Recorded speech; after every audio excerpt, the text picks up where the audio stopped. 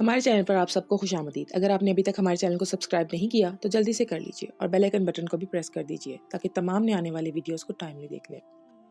قدیم یونان میں عورت کو کوئی خاص اہمیت حاصل نہ تھی۔ عورت کے ساتھ غلام سے بھی زیادہ بدتر سلوک کیا جاتا تھا۔ اسے ایک ضرر رساں شے کی طرح فتنہ فساد تک قرار دیا گیا۔ عورت سے زیادہ دنیا میں فتنہ فساد کی چیز اور کوئی نہیں۔ عورت دفلی کا وہ درخت ہے جو بظاہر تو بہت خوبصورت نظر آتا ہے، لیکن اگر چڑیا اسے کھا جائے تو وہ مر جاتا ہے۔ یہ ایک قدیم یونانی فلاسفر سقراط کے الفاظ ہیں، اور یہ اس بات کی نشاندہی کرتے ہیں کہ قدیم زمانے میں یونان میں عورتوں کو کیا حیثیت حاصل تھی۔ عورت کو فتنہ فساد جیسی چیز سے چبی دی جاتی تھی۔ عورت سوائے غلام کے اور کچھ نہیں تھی۔ اسے ہر مرحلے میں، ہر رشتے میں ایک بیکار شے کی طرح پھینک دیا جاتا۔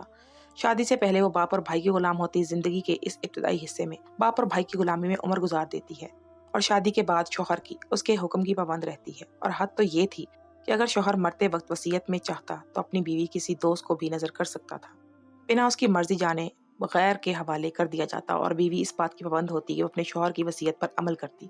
کسی صورت بھی وہ اپنی مرضی نہیں کر سکتی تھی، نہ ہی انکار کر سکتی تھی۔ اس سے بڑھ کر بھی کوئی بے حیائی ہو سکتی ہے کیا؟ لیکن آج کے دور میں یونانی عورتوں نے تعلیم حاصل کرنے کے بعد اس بات کو الٹ کے رکھ دیا۔ سارے پچھلے پرانے اعتقادات کو رد کر دیا، اپنے حق کے لیے آواز بلند کی۔ انہوں نے نہ صرف اپنی حیثیت کو منوایا بلکہ ایسے رواج ڈالے جس سے جدید یونان حیران ہو کر رہ گیا۔ اور تب سبھی لوگ اس بات کو ماننے پر مجبور ہو گئے کہ عورت کے بارے میں جو بھی فیصلے کیے جاتے رہے وہ سب صرف زیادتی اور ناانصافی پر مبنی تھے۔ عورت کا ایک اپنا مقام ہے۔ یہ کہانی بھی ایک ایسی ہی یونانی عورت کی ہے جسے سن کر آپ کے رونگٹے کھڑے ہو جائیں گے کہ اپنے شوہر کے بوڑھا ہونے پر اس نے ایسا کیا کیا۔ یہ وہ خلاصہ تھا جو ایک انسانی پاکستانی نوکر نے کیا۔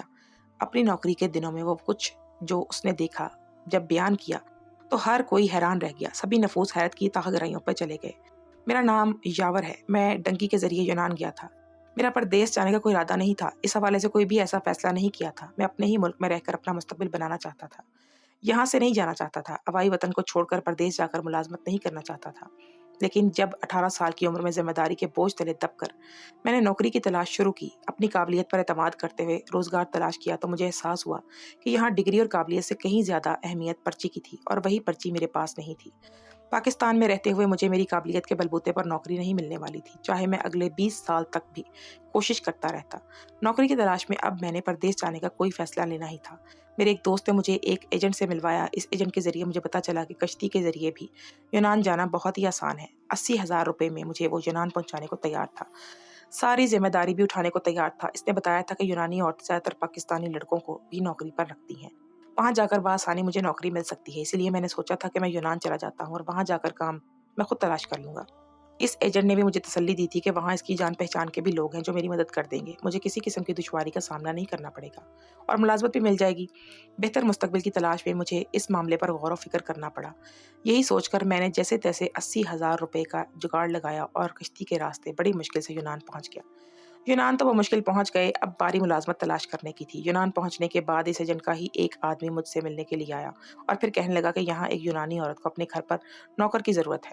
اگر تم چاہو تو میں تمہیں یہ نوکری دلوا دیتا ہوں، تم اس نوکری کو اچھے طریقے سے کر بھی لوگے۔ وہ یونانی عورت تمہیں بہت اچھی تنخواہ دے گی، تمہاری ساری ضرورتیں بآسانی پوری ہو جایا کریں گی، اور اسے تمہارے غیر قانونی ہونے پر بھی کوئی اعتراض نہیں ہوگا۔ بس تم آرام سکون سے وہاں نوکری کرنا۔ یہ لوگ زیادہ تر غیر قانونی پاکستانیوں کو ہی اپنے پاس نوکری پر رکھتے ہیں، کیونکہ غیر قانونی لوگ قانونی طور پر آئے لوگوں کے مقابلے میں کم تنخواہ لیتے ہیں۔ اسی لیے ان کی پہلی ترجیح میں غیر قانونی طور پر آئے ہوئے لوگوں کو نوکری رکھنا شامل ہوتا ہے۔ فی الحال مجھے کام کی ضرورت تھی، میں یہاں خالی ہاتھ بھی بیٹھ نہیں سکتا تھا جب تک کوئی دوسری نوکری نہ ملتی۔ میں نے اسی پر اتفاق کرنے کا سوچا، اسی لیے میں نے اس سے کہا کہ ٹھیک ہے، تم مجھے نوکری دلوا دو، میں یہ نوکری ضرور کرنا چاہوں گا۔ مگر پھر اس نے ایک بڑی عجیب بات کہی۔ وہ کہنے لگا کہ تمہاری تنخواہ میں سے ہر مہینے 2% حصہ میں وصول کروں گا، اور وہ رقم تمہیں ہر ماہ مجھے ادا کرنی ہوگی۔ میں نے کہا ٹھیک ہے، میں 2% تمہیں پہلے ہر مہینے دے دیا کروں گا، کوئی مشکل نہیں ہے۔ اس نے مجھے اپنی گاڑی میں بٹھایا اور ایک بڑے سے بنگلے میں لے گیا۔ ہم وہاں بآسانی اندر چلے گئے۔ ڈرائنگ روم میں بیٹھے ہی تھے کہ ایک عورت اندر داخل ہوئی۔ وہ کوئی 30 سال کی عورت تھی جو جوان نظر آ رہی تھی۔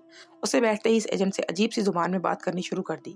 مجھے سمجھ نہیں آ رہی تھا کہ عورت ایجنٹ سے آخر کیا کہہ رہی ہے، اور اس وقت مجھے احساس ہوا کہ مجھے یہ زبان تو آتی ہی نہیں، اسی لیے میں اس عورت کی ایجنٹ کی باتوں کو سمجھ نہیں پا رہا تھا۔ وہ ایجنٹ اسی کی زبان میں اس سے بات کر رہا تھا، اور پھر اس نے مجھے اردو میں سمجھایا کہ وہ عورت کیا کہہ رہی ہے۔ اس عورت نے بتایا تھا کہ اسے گھریلو کام کے لیے ملازم چاہیے جو اس کے گھر کے تمام کام کرے اور وقت کی پابندی کے ساتھ سارے کام اچھے سے کرے، اور وہ اسے 600 یورو ماہانہ ادا کرے گی۔ اگر میں پاکستانی کرنسی کے حساب میں دیکھتا تو 600 یورو کا مطلب کم سے کم بھی پاکستانی 1,80,000 روپے تھا۔ پاکستان میں مجھے مہینے کی اتنی تنخواہ کسی صورت بھی ملنے والی نہیں تھی۔ وہاں پر 1 سال کی تنخواہ کے برابر کی رقم 1 مہینے کے بعد دی جا رہی تھی۔ اگر میں بڑی ڈگری بھی حاصل کرتا تو بھی شروع میں تو مجھے ہزاروں میں ہی تنخواہ ملنی تھی، اس لیے مجھے یہ نوکری بڑی کوئی پرکشش لگی تھی۔ وہ عورت تنخواہ میں اچھی خاصی رقم دے رہی تھی، اور اس عورت نے بھی یہ بتایا تھا کہ وہ کرسمس اور ایسٹر پر مجھے بونس بھی دیا کرے گی۔ بونس بھی اچھا خاصا دیا جائے گا۔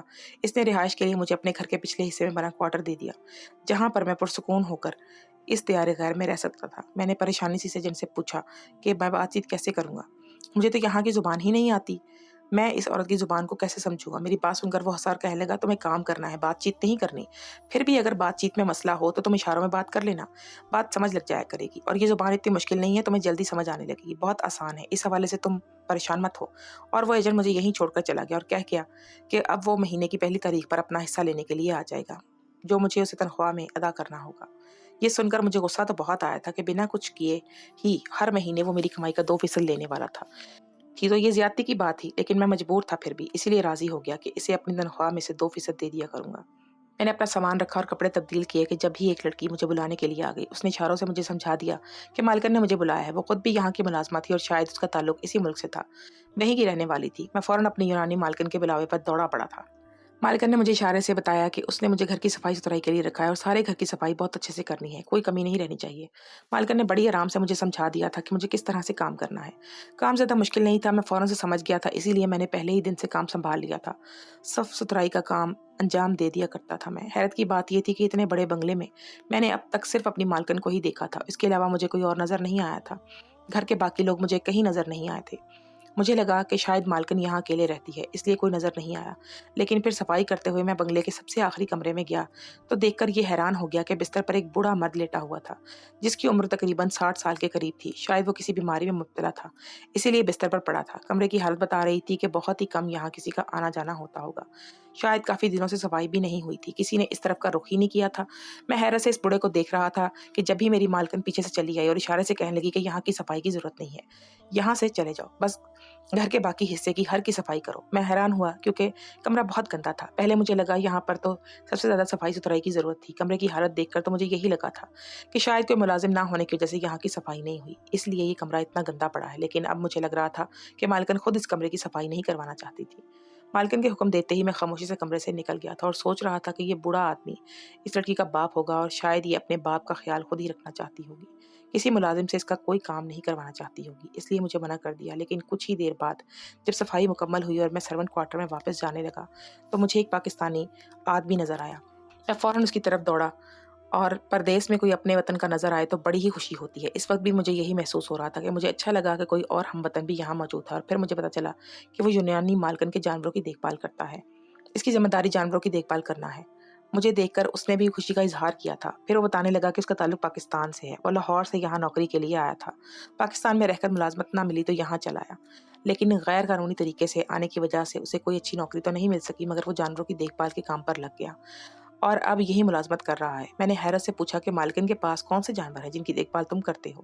میں تو جب سے یہاں آیا تھا میں نے کوئی جانور نہیں دیکھا تھا۔ وہ ہنس کر کہنے لگا کہ پہلے تو صرف کتے ہی تھے، اعلیٰ نسل کے کتے پالنا مالکن کو پسند ہے، مگر اب جب سے بوڑھا ہوا ہے مالکن گھوڑا لے آئی ہے، اس کی دیکھ بھال کرنا میری ہی ذمہ داری ہے۔ مالکن نے مجھے خاص طور پر اس گھوڑے کی دیکھ بھال کے لیے رکھا ہوا ہے۔ یہ کہہ کر وہ عجیب سا ہنسا۔ میں نے پوچھا کون جو مالکن کے باپ ہیں؟ میری بات سن کر شہزاد خوب ہنس دیا اور کہنے لگا وہ بوڑھا مالکن کا باپ نہیں ہے۔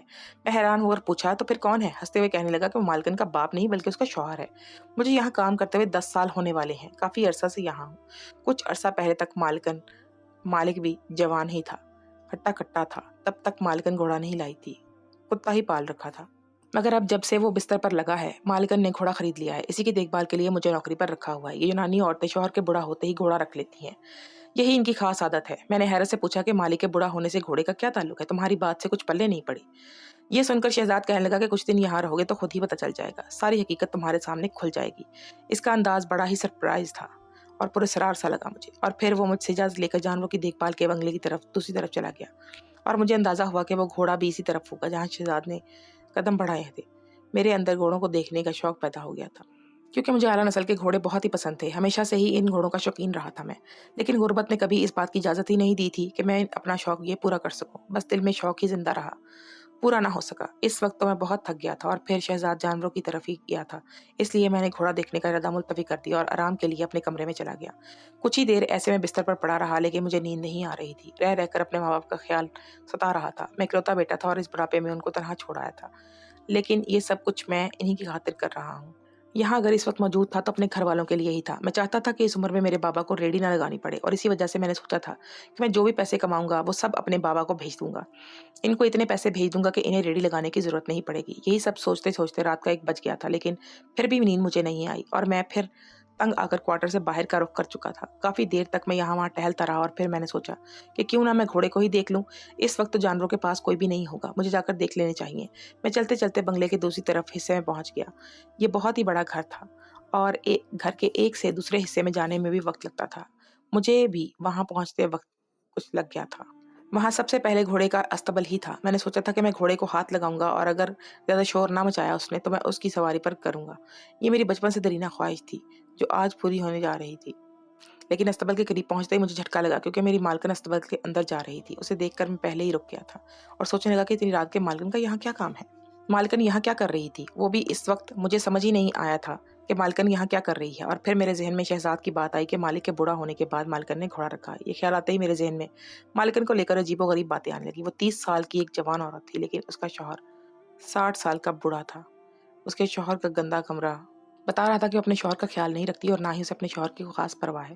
وہ اسے اسی پراگندہ حالت میں چھوڑے ہوئے تھی، کوئی خیال نہیں رکھتی تھی۔ لیکن پھر بھی شوہر کا بوڑھا ہونے، جب اسے اپنے شوہر کی کوئی پرواہ ہی نہیں تھی تو وہ اسے اسی طرح پراگندہ حالت میں چھوڑے ہوئے تھی، خیال نہیں رکھتی تھی۔ لیکن پھر بھی شوہر کے بوڑھا ہونے سے اس نے گھوڑا کیوں رکھا تھا، یہ بات واقعی عجیب سی تھی، کچھ بھی سمجھ نہیں لگ رہی تھی۔ کافی دیر تک میں استبل میں دور کھڑا انتظار کرتا رہا کہ کب مالکن واپس نکلے گی، میں گھوڑا دیکھنے کی خواہش پوری کروں گا۔ لیکن جب تک بہت دیر ہو گئی مالکن استبل سے باہر نہیں نکلی تو اس کی حالت دیکھ کر میں شاکڈ رہ گیا۔ مالکن کی حالت ایسی تھی جیسے کوئی بہت ہی مشقت طلب کام کر کے آئی ہو، بہت تھکی تھکی سی لگ رہی تھی۔ مالکن کے بال بکھرے ہوئے تھے اور وہ بہت تھکے ہارے انداز میں بنگلے کی جانب بڑھ گئی تھی۔ جب مالکن مجھ سے کچھ دور ہوئی تو مجھے روشنی میں اس کے کپڑوں پر لگی گندگی بھی دکھائی دینے لگی تھی، اور میں مزید سوچ میں پڑ گیا تھا کہ یہ سب کیا ہے، مالکن کی یہ حالت کس وجہ سے ہے۔ مالکن کے جاتے ہی میں استبل میں گیا اور میں نے گھوڑے کو دیکھا تو حیران رہ گیا۔ وہ ایک بہت ہی اعلیٰ نسل کا عربی گھوڑا تھا جو شاید قدر و قیمت میں بہت زیادہ تھا، مگر اس کا سارا وجود گندا ہو رہا تھا۔ گھوڑے کے جسم پر بھی گندگی لگی تھی۔ آخر مالکن نے یہاں اتنی دیر کیا کیا تھا، وہ یہاں اتنی دیر کیوں رکی تھی، اور اتنے عالیشان گھوڑے کو اس قدر گندا کیوں رکھا ہوا تھا۔ مجھے تو اپنی مالکن کی گندگی عورت لگ رہی تھی، جسے نہ ہی شوہر کی صفائی کا خیال تھا اور نہ ہی جانوروں کی صفائی کا کوئی خیال تھا اسے۔ اس قدر گندا گھوڑا دیکھ کر میں نے اپنے چھونے اور اپنی خواہش پوری کرنے کا ادراک ترک کر دیا اور واپس اپنے کمرے میں چلا گیا۔ جیسے ہی میں ارادہ ترک کر کے اپنے کمرے میں واپس آیا، کچھ ہی دیر بعد مجھے نیند لگ گئی۔ اگلے دن میں نے پھر اپنی صفائی ستھرائی کا کام شروع کر دیا اور کچھ ہی دیر میں سارا بنگلہ چمکا دیا۔ اس بار بھی میں نے اس کمرے کی صفائی نہیں کی تھی جہاں مالک تھا، وہاں بالکل بھی نہیں گیا تھا۔ تو مجھے شہزاد نظر آیا۔ میں نے اس کے پاس گیا اور اسے کہا کہ ذرا دل لگا کر کام کیا کرو، تمہارے جانوروں کو صفائی ستھرائی کرنا، صاف کرنا تمہاری ذمہ داری ہے نا؟ اچھے سے ان کا خیال رکھا کرو۔ صفائی ستھرائی کچھ سب معاملات کو خراب کر دیتا ہے۔ صفائی ستھرائی کی سب کچھ میری بات سن کر وہ کہنے لگا، یار میں ہر صبح جانوروں کو خوب نہلا دھلا کر صاف ستھرا کرتا ہوں، اچھی طرح سے ان کا خیال رکھتا ہوں، ان پر لگی گندگی دور کرتا ہوں، اور جب تک میں جانوروں کے پاس رہتا ہوں وہ بالکل صاف ستھرے ہوتے ہیں۔ شام کو میں اپنے کوارٹر میں چلا جاتا ہوں اور اگلی صبح مجھے جانور اپنی ایسی ہی حالت میں ملتے ہیں جیسے کئی دنوں سے ان کی صفائی ہی نہ کی گئی ہو، جیسے بہت گندے ہوں، یہ ان کو کہلایا تک نہیں گیا۔ خاص کر گھوڑا تو دیکھ کر مجھے خود گھن کا احساس ہوتا ہے، پتہ نہیں کیسے اس پر جسم پر اتنی گندگی لگ جاتی ہے، وہ اتنا گندا ہو جاتا ہے۔ شہزاد کی بات سن کر میں چونک اٹھا تھا۔ اگر واقعی وہ ہر صبح جانوروں کو نہلاتا تھا تو پھر گھوڑے کی ایسی حالت کیوں تھی؟ کیا مالکن رات کو کچھ ایسا کرتی تھی وہ گھوڑا گندا ہو جاتا تھا اور گھوڑے پر گندگی لگ جایا کرتی تھی؟ کیا مالکن ایسا کرتی کیا تھی؟ بہت سوچنے کے بعد بھی جب مجھے کچھ سمجھ نہیں آیا تھا اور میں نے شہزاد سے بھی مالکن کے بارے میں پوچھا تھا تو کچھ نہیں بتایا تھا اس نے۔ پہلے میں خود جاننا چاہتا تھا जब बहुत सोचने के बाद भी मुझे कुछ समझ में नहीं आया तो मैंने शहजाद को भी मालकिन के बारे में कुछ नहीं बताया था। पहले मैं खुद जानना चाहता था कि ये सब क्या है, इसके पीछे क्या वजह है। मैं फितरी में हमेशा से ही जासूस था। अगर किसी बात के पीछे पड़ जाता तो फिर सुकून से ना बैठता, पूरी बात जानकर ही रहता। हालांकि शहजाद यहाँ 10 साल से काम कर रहा था, वो चाहता तो किसी भी मामले में इसकी छानबीन कर सकता, लेकिन उसे सिर्फ अपने काम से मतलब था। इस बात से कोई गर्ज नहीं थी कि उसके पीछे क्या होता है, क्यों कर होता है, क्या वजह थी। मगर मुझे इस बात में बड़ी दिलचस्पी थी कि मालिकन रात को घोड़े के पास क्यों गई थी, वहां क्या करने गई थी, घोड़ा गंदा कैसे हुआ था, इस पर इतनी गंदगी कैसे लग गई थी। मेरी सफाई का काम मुकम्मल हो गया था। मैं वापस अपने क्वार्टर में जाने के बारे में सोच ही रहा था कि जब ये मुलाजमा मुझे बुलाने के लिए आई और इशारे से बताया कि मालिकन मुझे बुला रही है। मैं वहां पहुंचा तो मालिकन ने मेरे हाथ में तनख्वाह रख दी। मैं हैरान हुआ कि ये मेरी नौकरी का दूसरा दिन था। पूरा महीना, क्या पूरा हफ्ता भी नहीं गुजरा था। मालिकन ने मुझे तनख्वाह क्यों दी थी, इतनी जल्दी तनख्वाह क्यों मेरे हाथ पर रखी थी। और फिर उसने इशारे से मुझे बताया कि ये मेरी एडवांस तनख्वाह है, क्योंकि मेरा काम मुझे बहुत पसंद आया है। मैं अपने हाथों में लाख रुपए देख के उससे ऊपर देखकर दंग रह गया था। मेरी हैरत की इंतहा न रही थी। मैंने आज तक ऐसा एक साथ इतना पैसा नहीं देखा था। यहाँ आने के लिए 80,000 रुपए भी मैंने रिश्तेदारों से उधार किए थे, और अगर ये पैसे वतन मैं भेजता तो पहली दफा में ही मेरा सारा कर्जा उतर जाना था। हमारी बहुत सी परेशानियां दूर हो जाती। मुलाजमा ने मुझसे कहा कि मैं इनके पास से नौकरी छोड़कर ना जाऊं। इन्हें मेरी सफाई बहुत पसंद है, मुझे यहीं रहकर काम करते रहना चाहिए। मैं भला नौकरी छोड़कर क्यों जाता, इतने कम काम की इतनी अच्छी तनख्वाह मिल रही थी। मैं ऐसी हमाकत नहीं करने वाला था। किसी सूरत भी मैं इसे हाँ में हाँ मिलाई और पैसे लेकर वापस आ गया। और फिर मैंने शहजाद को भी बताया कि मालिकन ने मुझे एडवांस तनख्वाह दे दी है। वो सुनकर कहने लगा, मालिकन ऐसे ही करती है, जब इसे चाहे कुछ भी हो जाए तुम महीने से पहले यहाँ से कहीं नहीं जा सकते, और इसके बाद वो तुम्हें पैसे देती रहेगी ताकि तुम यहीं रहो और काम छोड़कर ना जाओ। मालिकन पाकिस्तानी लड़कों को ऐसे ही तो रखती है, क्योंकि मजबूरी की वजह से वो यहाँ नौकरी करते रहते हैं, और कुछ भी हो जाए काम छोड़कर नहीं जाते और काम पर ही लगे रहते हैं। मैंने शहजाद से कहा कि इतनी अच्छी नौकरी की कोई क्यों छोड़कर जाएगा। वो उदासी से हंसकर कहने लगा, कुछ बातें ऐसी होती हैं जिनकी वजह से इंसान अच्छी खासी लगी लगाई नौकरी भी छोड़ना पसंद करता है। कुछ दिनों में तुम्हें खुद ही हर बात का एहसास हो जाएगा, तब तुम ये बात इतनी हैरानी से नहीं कहोगे। मुझ पर भी मालिकन के इतने एहसान ना होते तो शायद मैं कब का ये नौकरी छोड़ चला जाता, मगर मैं यही नौकरी नहीं छोड़ी। ये कहते हुए शहजाद की आंखों में अजीब सी उदासी नजर आ रही थी, जैसे वो अपनी नौकरी से खुश ना हो। और ये बात वो थी जिसने मुझे हैरत में मुब्तला कर दिया था। एक पाकिस्तानी जो गैर कानूनी तौर पर यहाँ आया था, अगर इसे इतनी अच्छी नौकरी मिल जाए जिससे काम भी ना हो, तो वो नौकरी क्यों छोड़ना चाहेगा। इसके लिए तो यहाँ हर सहूलत मौजूद है, फिर क्यों छोड़ेगा वो। यकीनन इसके पीछे कोई बड़ी वजह ही थी, मुझे शहजाद जो अपने मुंह से नहीं बताना चाहता था, और ये बात मुझे वक्त आने पर ही पता चलने वाली थी। मैं अजीब कश्मकश का शिकार हो गया था, और फिर यही सोचकर मैंने पैसे भी वतन वापस नहीं भेजे कि अगर मुझे मालकिन की बात समझ में ना आई तो मैं ये नौकरी छोड़ दूंगा और ये पैसे इन्हें लौटा दूंगा। मुझे हरगिज भी गुलामी कबूल नहीं थी। और फिर मैं हर रात मालकिन पर नजर रखने लगा। हर रात वो अपने घोड़े के अस्तबल में जाती और बहुत ज्यादा देर तक घोड़े के साथ गुजारती। मैं बस दूर से ही देखा करता था। मैंने कभी अस्तबल के करीब जाने की हिम्मत नहीं की थी। अलबत्ता मालिक के जाने के बाद मैं जरूर घोड़े के एक नजर डाल दिया करता था, घोड़े को देख लिया करता था। कभी कभी मालकिन की गैर मौजूदगी में अपने बूढ़े मालिक के कमरे में भी चला जाता, और ये देखकर मुझे बड़ा तरस आता कि मालिक की हालत ठीक नहीं थी और कोई उन्हें पूछने वाला नहीं था, इनका ख्याल रखने वाला नहीं था। बहुत कम ही मैंने मालकिन को मालिक के कमरे में जाता देखा था। वहां ना ज्यादा सफाई सुथराई होती थी और ना ही मालकिन को इस बात से कोई गर्ज थी। इन्हें कोई परवाह ही नहीं थी। इसी तरह मुझे नौकरी करते करते महीना हो गया था, लेकिन मेरे सामने ऐसी कोई बात नहीं आई थी कि जिसकी वजह से मैं ये नौकरी छोड़ता। अलबत्ता कभी कभी शहजाद मुझे कहता था कि तुम्हारे पास वक्त कम है, तुम चाहो तो लौट सकते हो। मैं तो यहाँ फंसा हुआ हूँ, इतने साल हो गए हैं, मैं वापस नहीं जा सकता, लेकिन तुम कहीं और नौकरी का इंतजाम कर लो, यहाँ से चले जाओ, नौकरी छोड़ दो। मालकन की आदतें अच्छी नहीं है, और जब तुम्हें पता चलेगा तब तक देर हो चुकी होगी। वो इतनी मोहब्बत से मुझे मशवरा देता कि मैं सोच में पड़ जाता। लेकिन जब मुझे पूरा महीना हुआ तो मुझे अपने मुल्क पैसे भेजने पड़े, और मैंने मालकन से मिली हुई एडवांस तनख्वाह दूसरी तनख्वाह मिलाकर अपने वतन वापस पैसे भिजवाए। मेरे माँ बाप बहुत ज़्यादा खुश हो गए थे, क्योंकि उनके इतने सारे उधार उतर गए थे, सारे कर्जे उतर गए थे। अब्बा ने मुझे कहा था कि अगर मैं इसी तरह पैसे भेजता रहा तो वो कोई छोटा सा मकान खरीद कर किराए पर चढ़ा देंगे और फिर मुझे वापस बुलवा लेंगे। हमारी हमेशा की कमाई का जरिया बन जाएगा, कोई मुश्किल नहीं रहेगी। मुझे भी अब्बा की बात समझ आ गई थी। और फिर एक रात ऐसा हुआ कि जब मैं इस अस्तबल के करीब गया तो मालकिन की नज़र मुझ पर पड़ गई। उन्होंने इशारे से मुझे अपने पास बुलाया और पूछा कि मैं वहाँ क्या कर रहा हूँ। मैंने मालकिन के डरते हुए बताया कि मुझे घोड़े पसंद हैं, इसीलिए मैं यहाँ आया हूँ। अब तो मुझे इनकी जुबान भी आती थी समझ, और मैं टूटी फूटी बोल लिया करता था। मालकिन मुझे भी अपने साथ अस्पताल में ले गई और फिर एक ऐसी बात बताई कि मैं हैरान रह गया। मालकिन ने बताया कि वो घोड़ों से बहुत मोहब्बत करती है, और ये घोड़ा भी उन्होंने इसीलिए खरीदा है, इन्हें घोड़े बहुत पसंद हैं। वो हर रात कुछ देर यहाँ घोड़े के साथ मोहब्बत कर गुजारती है, लेकिन फिर जाते वक्त घोड़े पर गंदगी लगा देती ताकि सुबह शहजाद घोड़े को धोने का काम कर सके। वो कहने लगी कि शहजाद नौकरी के लिए बहुत परेशान था, और मैंने इसकी परेशानी देखकर इसे नौकरी पर रख लिया था, लेकिन इसके पास करने का काम नहीं था, इसीलिए मैंने अपने कुत्तों की देखभाल का काम इसे दे दिया। और फिर जब अपनी तन्हाई से तंग आकर घोड़ा पाला तो उसकी सफाई का काम भी इसे दे दिया, मगर घोड़ा गंदा ही नहीं होता। शहजाद सारा दिन यूं ही फारग फिरता रहता था। मैं इसे कोई काम में मसरूफ करना चाहती ताकि उसे ये ना लगे कि मैं उसे मुफ्त में पैसे देती हूँ। इसीलिए मैंने घोड़े पर गंदगी लगाना शुरू कर दी ताकि उसे करने के लिए काम मिलता रहे। वो ये ना सोचे कि उसके बिना कोई काम किए ही तनख्वाह दी जा रही है। कह रही थी कि मेरे पास पैसों की कोई कमी नहीं है, इसीलिए जब भी मुझे कोई ज़रूरतमंद शख्स लगता है तो मैं उसे नौकरी के बहाने रख लेती हूँ ताकि उसकी मदद हो सके। तुम्हें भी मैंने इसीलिए यहाँ रखा है, तुम भी मुझे बहुत ज़रूरतमंद लगे थे। मालकिन की बात सुनकर मैं हैरान रह गया था कि वो इतने अच्छे दिल की मालिक हैं। शहजाद इन्हीं के हवाले से इतनी गलत बातें कर रहा था। वो कहने लगी कि जब से मेरा शहजाद शौहर बूढ़ा हुआ है वो बहुत चिड़चिड़ा हो गया और उसे किसी का वजूद बर्दाश्त नहीं होता। इसीलिए मैं तुम्हें भी उस कमरे की सफाई करने से मना करती हूँ ताकि वो तुम्हारे साथ कोई बदतमीजी ना करे। जब कभी मुझे मौका मिलता है मैं खुद सफाई कर देती हूँ, किसी दूसरे को नहीं कहती। शौहर के गुस्से की वजह से किसी को इसके कमरे में जाने की इजाज़त नहीं देती। अब ये घोड़ा ही मेरा दोस्त है। मुझे डर था कि कहीं मेरे शौहर का बूढ़ा होने की वजह से मैं किसी गलत कामों का शिकार ना हो जाऊँ। इसीलिए अपनी तन्हाई को दूर करने के लिए मैंने घोड़े को अपना दोस्त बना लिया है। इसी से बातें करके वक्त गुजार लेती हूँ। यूनानी औरतें ज़्यादातर घोड़ों के जरिए ही अपनी तन्हाई को दूर करती हैं और इनसे दोस्ती करके इनके साथ अच्छा वक्त गुजार, इनसे सेहत भी अच्छी रहती है।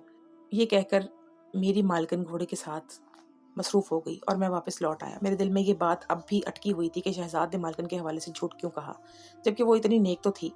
और अगले दिन मैंने सीधे लफ्ज़ों में शहजाद से सारी बात पूछी तो वो शर्मिंदा हो गया और कहने लगा कि इसकी भाई यहाँ डेंकी के जरिए आया है और वो मेरी जगह अपने भाई को दिलवाना चाहता था।